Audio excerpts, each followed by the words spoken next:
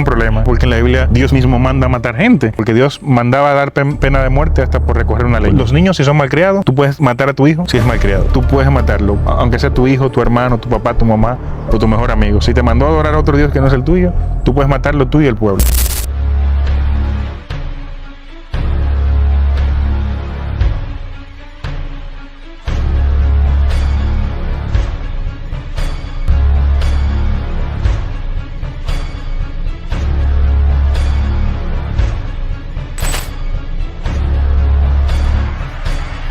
Bienvenido familia a Herejía Santa Safari. ¿Sabes por qué Safari, verdad? Claro. Para mí es más que un honor, un privilegio estar al lado de mis compañeros, uno ateo, otro rumbo al ateísmo. Y yo, la salvación de este programa. Yo soy el veló de este programa. ¿Tú ves cuando estaba de veló en el programa que se cayó? Puede ser que tú sabes poco de Biblia. No, porque al final es el trabajo mío, no saber nada y saber poco. Muchachones, cuéntenme cómo ustedes se sienten en el día de hoy, qué tema ustedes traen, qué vamos a tocar, qué vamos a hablar, qué vamos a debatir. Hay un tema interesante que... La respuesta de Rigo. No, hombre, eso no merece el tiempo de este programa. Es el tema de la eutanasia y la pena de muerte. O sea, ¿cómo sobrellevamos ese tema en cuanto a la moral? ¿Es moralmente bien visto la parte de asesinar a una persona? La parte de sesgarle la vida a una persona, Desvivir a alguien. en su lecho de muerte. ¿Y cómo sobrellevamos la pena de muerte de algo que yo cometí? ¿Cuándo merece la pena de muerte una acción o una mala acción, mejor dicho? Bueno, creo que es un tema interesante. desde mi punto de vista, yo como cristiano, como creyente, evangélico pentecostal al fin, yo no estoy a favor ni de que desvivan a alguien, ni de que esa persona se desviva a sí mismo. La eutanasia, para los que no saben el contexto, es una persona que decide, por un tema de enfermedad quizá terminal, que ya quizá algunos países creo que ya lo han aprobado, el tema de la eutanasia, de que esa persona puede decidir sobre su vida, de que tiene un cáncer terminal, va a morir en 6 meses, él quiere que lo maten ahora. La palabra matar no, desvivir, para que no nos vayan a vetar el video. Entonces yo no lo veo correctamente bien, aunque independientemente de mi pensamiento, eso va a responder a los diferentes contextos culturales, debido a que muchas personas, el tema de lo malo y lo bueno, como siempre lo hemos dicho, tiene diferente óptica, diferente perspectiva de cómo funciona. O sea, las leyes a nivel universal no funcionan iguales. O sea, no existen leyes universales como tal. Entonces, desde mi punto de vista como creyente, no creo que sea correcto, independientemente de que bíblicamente se puede comprobar de que desvivirse por un tema de honor está correcto y no está condenado. Yo creo que la eutanasia es más fácil porque al final el individuo tiene voluntad sobre su vida y lo que decide es terminarla en contextos donde ya esta no es factible o no es llevable. Por ejemplo, enfermedades terminales que provoquen dolor.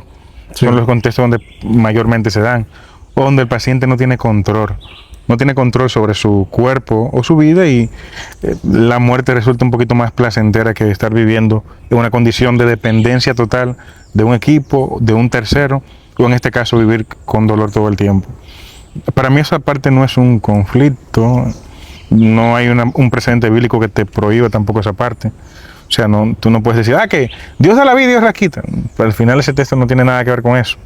En el contexto bíblico la gente podía autodesvivirse cuando entendía que era lo correcto. O por una causa mayor en el caso de Jesús, o por venganza en el caso de Sansón. Sansón, que le pidió y Dios le dio la fuerza. O por dignidad y honor en el caso de Saúl y el rey que le dieron una pedrada. Creo que está en el libro de los jueces. Entonces, Esteban.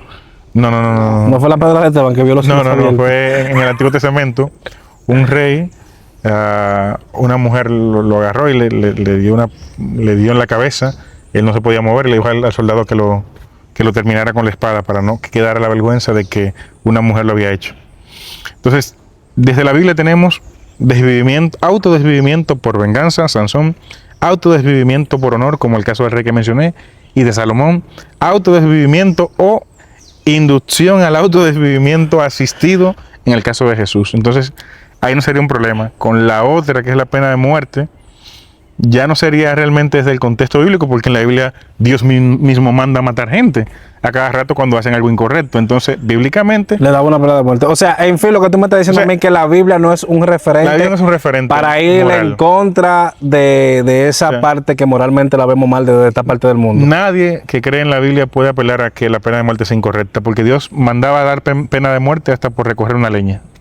Entonces, tú no vas a tomar eso de referente para decir, no se puede dar pena de muerte. Y yo, a ver, pero Dios daba pena de muerte hasta por recoger leña en sábado. Saúl tuvo su pena de muerte. Sí. Pero Pero directamente en el texto bíblico se dan pena de muerte por los niños si son malcriados.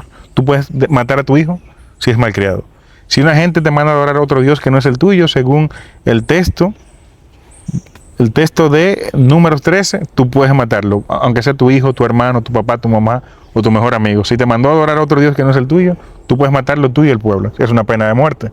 Si tú recogías leña en sábado, Deuteronomio también dice que te mataban, pena de muerte. Entonces, para Dios la pena de muerte es como lo más sencillo que hay. Si Dios fuera juez, no hubiese nadie vivo, a todos le diera pena de muerte. Entonces, creo que la Biblia no sería el referente para hablar de la pena de muerte como algo correcto o incorrecto, sino más bien como los valores humanos, lo que entendemos que... Es que eso al final yo creo que eso tiene una respuesta, el por qué la Biblia constantemente lo permite y no es tan mal visto. Lo que pasa es que de esta parte del mundo, o nosotros ya con una construcción diferente de la vida, constructo social, lo vemos como mal. Pero si nos vamos a la parte espiritual o a lo que se entiende como espiritual, a Dios lo que le interesa del ser humano es el alma.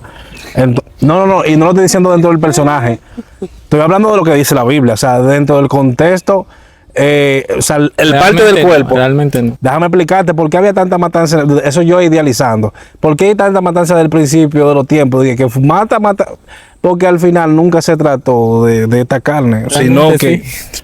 No, sí y no. A lo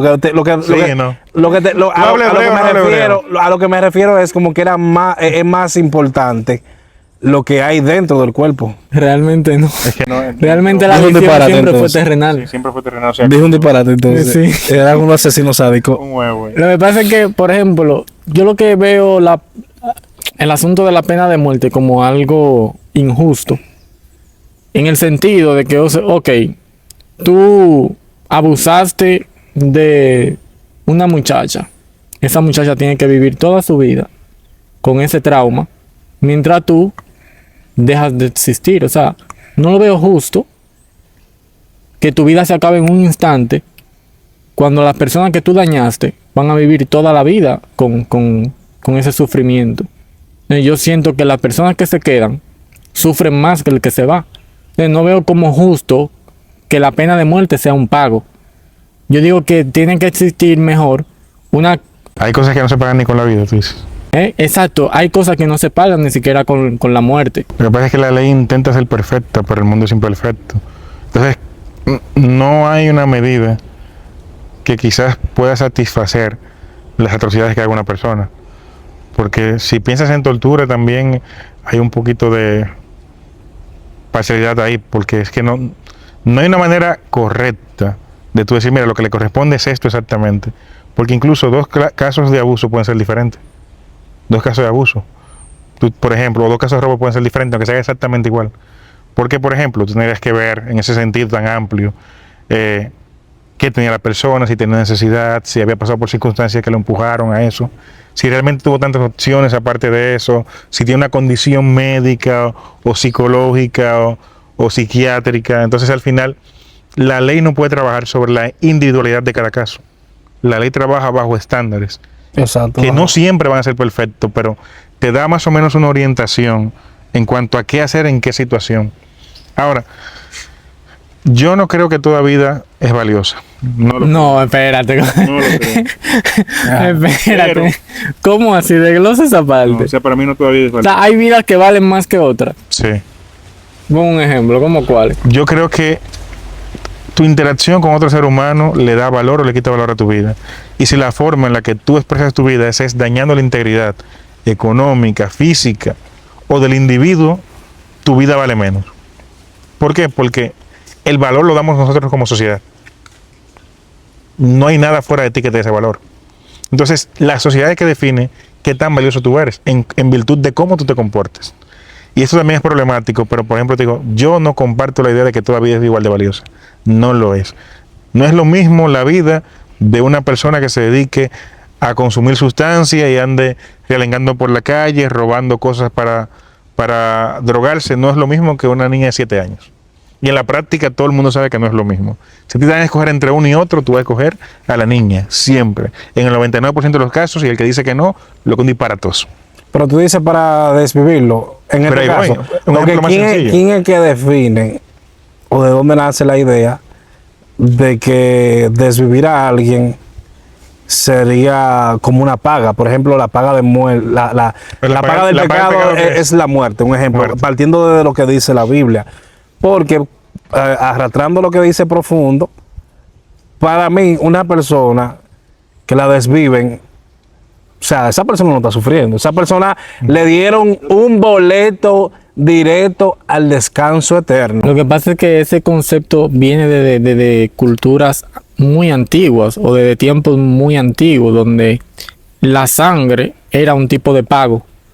Que de ahí viene el término de que Jesús pagó con sangre. Porque en ese tiempo... Hay tribus que ponían a sufrir a sus... En ese tiempo... a sus enemigos, que por ejemplo, en la era de cuando estaba muy de moda el tema de las dictaduras, a nivel Latinoamérica o a nivel del mundo, cuando o sea, había muchísimas personas que lo torturaban. Porque que tú desvivirlo de un momento a otro, ya esa persona está saliendo de eso.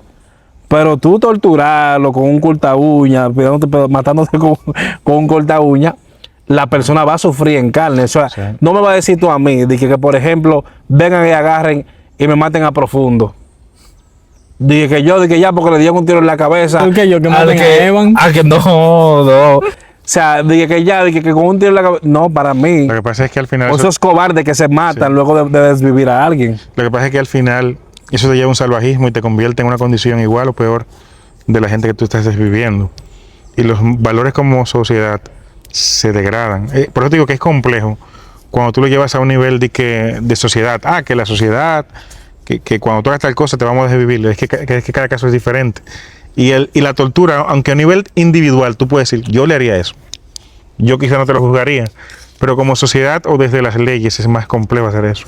¿Y tú porque sabes? Incluso hay casos donde parece todo en contra de una gente y el tipo inocente. Entonces torturaste y desviviste a una gente que no era culpable. Entonces, es como la parte compleja porque al final la ley es un mecanismo humano que busca la justicia, pero es una idealización. O sea, al final tú trabajas con estándares y hay veces que lo que pasó en el estándar tú caes como culpable y no lo eres.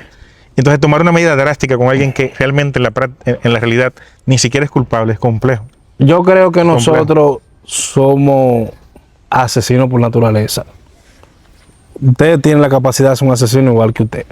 Te lo digo porque hay un tema de una doble moral. O sea, vemos mal de que un hombre salió, atracó y mató a la víctima, ¿verdad?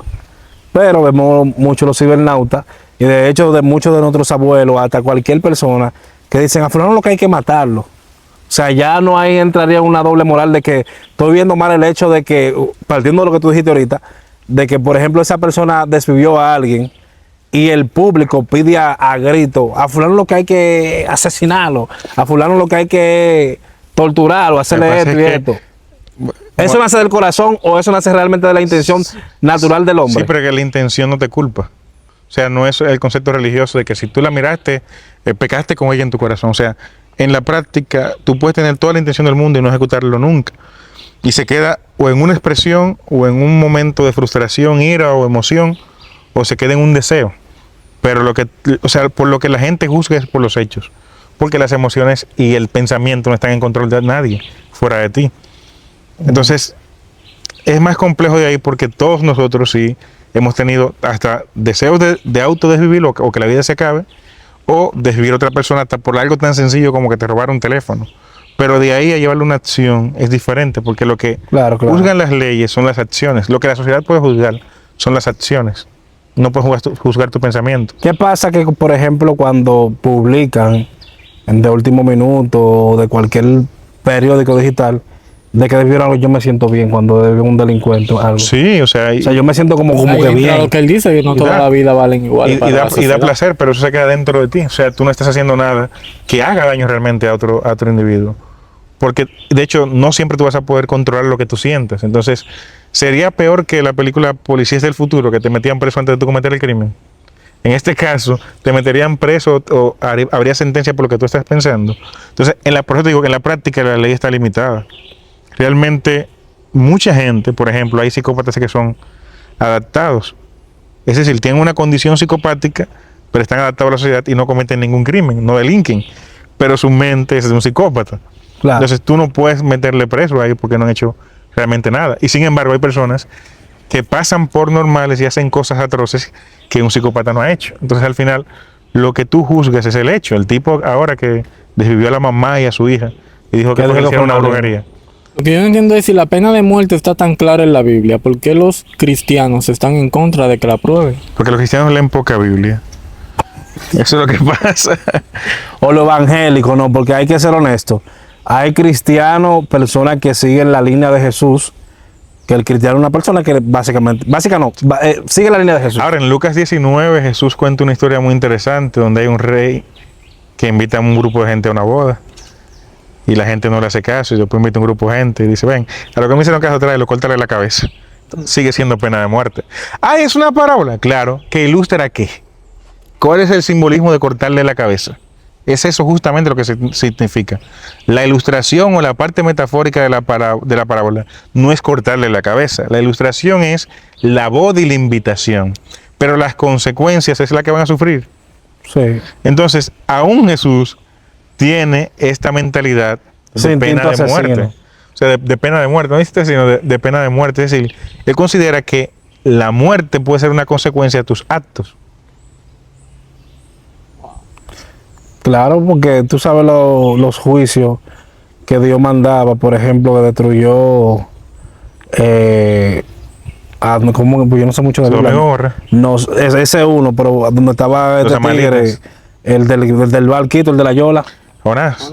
No, ese no, Noé. Noé, el del Titanic. El del Titanic. El No, del el del Titanic. Titanic. No, porque de ahí que sale la inspiración del Titanic. O sea, ahí vemos claramente de que a Jesús, a Dios le gusta ver sangre cuando no se le obedece. O sea que desde los principios bíblicos, el mayor ejemplo es Dios.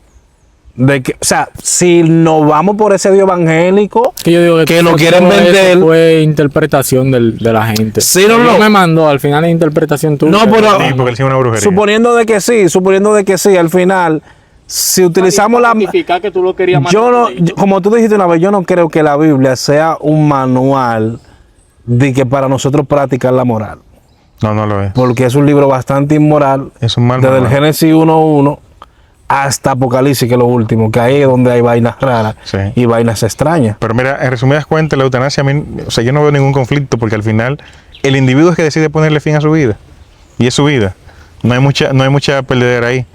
Yo estoy de acuerdo con la eutanasia, con lo que no estoy de acuerdo con la pena de muerte. Con la pena de muerte. Porque es que el individuo no está pagando. Sí. Pero yo no lo veo por eso, sino porque es complejo tú como determinar cuándo una gente puede vivir y cuándo no. Ahora, a nivel individual, uno tiene una opinión, que es lo que yo sí diferencio. Lo que debe seguir como sociedad o desde las leyes del Estado y lo que yo pienso a nivel individual. O sea, a nivel individual, yo creo que hay vidas que no merecen la pena estar. Y gente que vale menos que otro a nivel de apreciación de la vida porque su conducta no tiene nada productivo ni para ellos, ni para otros, ni para la sociedad. Entonces, creo que su vida vale menos, en el sentido de que sus acciones inmorales o antisociales le van quitando valor a su vida. Y si hay que elegir entre uno y otro, este para mí tendría menos valor. Y también, si lo que hizo provocó algo tan grave y tan horrendo, que al final, 30 años estando cómodo en un sitio no lo va a pagar, desvivirlo sería una opción. Pero yo no me atrevo a decir lo que la sociedad debería. Pero hay pecados más grandes que otros. Que normalmente el cristiano dice que no, que todos los pecados para Dios son iguales. Si es del punto de vista bíblico, sí, hay actos más graves que otros. Ojo, que el cristiano dice que no, pero aún en la Biblia No, se ve que sí. Déjame aclarar lo del pecado de lo que yo entiendo. Yo creo que sí, que para Dios, todos los pecados son iguales.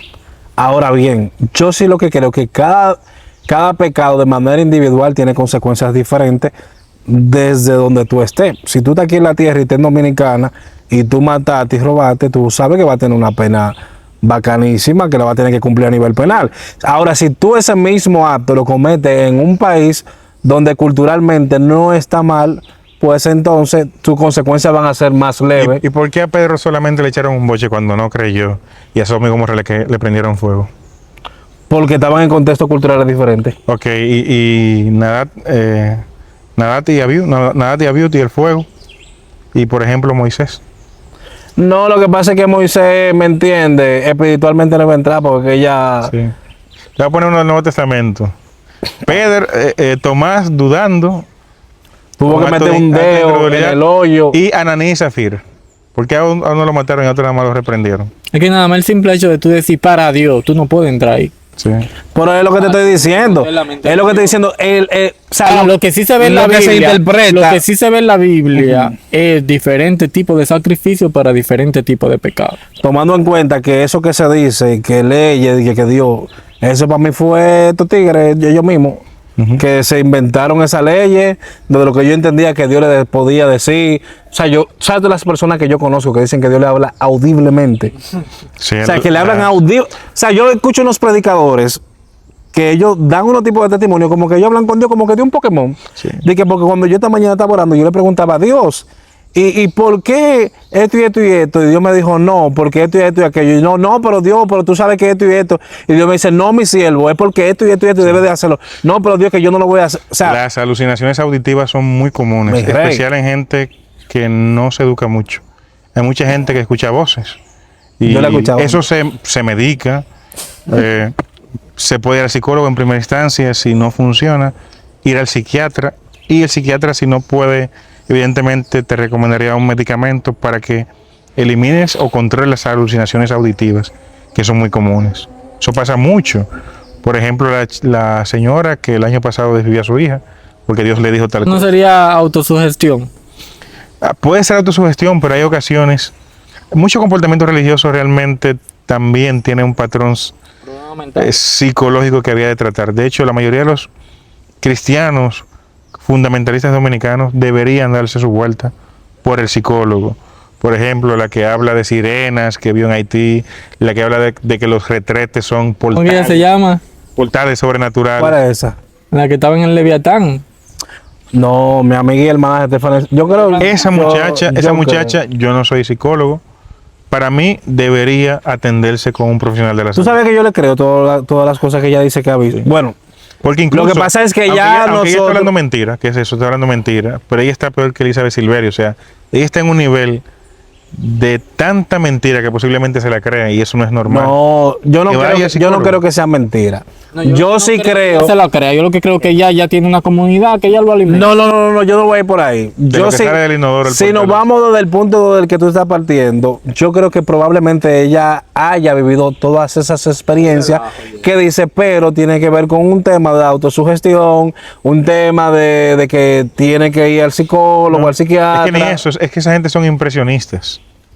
Son impresionistas. Lo que ellos buscan con todo lo que dicen y como no saben nada, no le queda más nada que soltar. Lo que debería salir por el recto, lo sueltan por la boca. Pero la intención es captar la impresión, o sea, impresionar a su público. Pero volviendo al tema, creo que la Biblia no es un referente para la eutanasia y la Biblia lo aprueba. Pero en cuanto a la pena de muerte, no es un referente por lo que vimos, realmente no tiene nada que ver. Y evidentemente el cristiano que opina diferente va a apelar a que el Señor me reveló, que tuvo un testimonio, una revelación y que el Señor le dijo, pero bíblicamente no hay un sustento y desde el punto de vista social, como sociología, como valores morales, a mí lo primero no me parece un problema. Yo me voy a ir más lejos, Lo segundo profundo. que se hace Es más complejo todavía porque en la misma Biblia Dios toma personas que cometieron atrocidades y los llama su siervo. Sí. Nabucodonosor. Tenemos ahí al mismo Pablo, porque Pablo era un Dios lo utilizaba antes de la conversión, porque el mismo texto te dice que los discípulos se quedaron en su ciudad y tuvo que venir una persecución para que ellos se expandieran. O sea, al final Dios utiliza la misma persecución para que ellos salgan de Jerusalén, me parece que es. O sea, al final Dios utiliza personas que cometieron atrocidades con un propósito. Pero es que, o sea, ¿Cómo tú juzgas eso? pero creo que no estamos llevando un poquito del tema y eso sería otra cosa. Pero la moral de Dios es inmoral. Y eso quizás podríamos hablar en otra próxima, pero la moral de Dios es inmoral. Y tomando en cuenta que ahora mismo hay personas cristianas evangélicas deseando que otro muera, o que sea desvivido, o que sea cortado de esta tierra, porque tenemos muchos cristianos pentecostales. Yo fui parte de eso, de que yo oraba, por ejemplo, para que la persona que yo entendía que era bruja por mi barrio, Dios la cortara. Y, Señor, si ella no se arrepiente, córtala y llévatela. Cortarla es darle 2 para abajo. Y tenemos, tenemos parejas que probablemente se aman, pero la mujer entró a la iglesia, o el hombre en su defecto entró a la iglesia, el pastor quiere bautizar a esa muchacha, pero el hombre no se quiere casar, porque hay que, lo que habló profundo, no se quiere casar, entonces no la pueden bautizar, se divorciaron, pero de la única manera que esa persona puede casarse o en su defecto bautizarse, al que ya está casado, por ejemplo, el que está casado y está dejado, no está dejado por papeles, pero está casado legal, le ora a Dios, que en el caso de Nahum, oró para que el Señor se llevara a Lili. Que es una mala interpretación de la Biblia, ese texto. Pero bueno. Mira, Señor, llévatela, Padre. Mira, tú sabes que ella ha sido una piedra de tropiezo para mi vida. Pero no te vayas tan lejos. Hay mujeres dentro de la iglesia orando para que el Señor mate mucho matrimonio. Porque le gusta un siervo que está casado. Porque esa es la única libertad. Yo oraba, hubo un hermano mío que en su adolescencia, juventud, cometió un error. Se casó con una persona X y esa persona X le salió más mala que el diablo. Le hizo de todo. Y yo era de los que deseaba de todo corazón, con toda mi ignorancia religiosa, que el Señor la cortara para que mi hermano pudiese tener la libertad. Te ato, diablo, en esta hora, Satanás. Para que mi hermano tuviera la libertad de poder casarse. Oye, qué tal ignorancia. Yo anhelaba en mi corazón que esa persona, si pudiera un carro atropellar, que la atropelle, contarle que mi hermano sea libre de esa persona. Pero entonces la pregunta es, Sierra, si la ley no es tan exacta en estos tipos de casos, ¿cómo podemos juzgar esos casos? O sea, porque es que tú tienes dos. Tú tienes la moral, que es lo que la sociedad por lo general decide que es correcto e incorrecto. Y la ética, que es individual, que es lo que tú dices para ti que es correcto e incorrecto. Por lo general, la ética, que es la del individuo, se relaciona con la moral del colectivo, pero hay veces que difiere. Por ejemplo, la moral dice, no está bien pasar un semáforo en rojo, pero tu ética me dice, aquí no hay nadie, la voy a posar. ¿Por qué? Porque al final de cuentas, la sociedad, el colectivo, la ley, no puede crear una ley para todo. O sea, no es posible. O son las 12 de la noche y si me paro aquí me pueden atracar. Y la ley tampoco puede contemplar cada escenario posible. La ley te da parámetros y tú encajas tu acción dentro de esos parámetros, pero tu ética, que es individual y ve cosas que no están dentro de la moral colectiva o que se quedan ambiguas, es lo que define por ti. Yo creo que tal y tal cosa no está mal. No le afecta a la sociedad, ya la ley no se interpone, como el caso de la eutanasia. La eutanasia no es algo que le afecte a la sociedad, en nada. Pero yo te digo que para mí no sería un problema. Pero siempre la ética va a diferir con la moral. Por ejemplo, tú puedes decir, a mí no me parece ético o moral comer animales.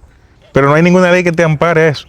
Es tu concepción de lo que es correcto e incorrecto de manera individual. Saludo a los veganos. ¿Entiendes? Entonces, ese es un ejemplo. Entonces, la ética o la moral individual trabaja esos aspectos que la sociedad no necesariamente esté viendo o que no se lleven a un caso específico. Por ejemplo, cónchale, esa mujer que le hizo eso.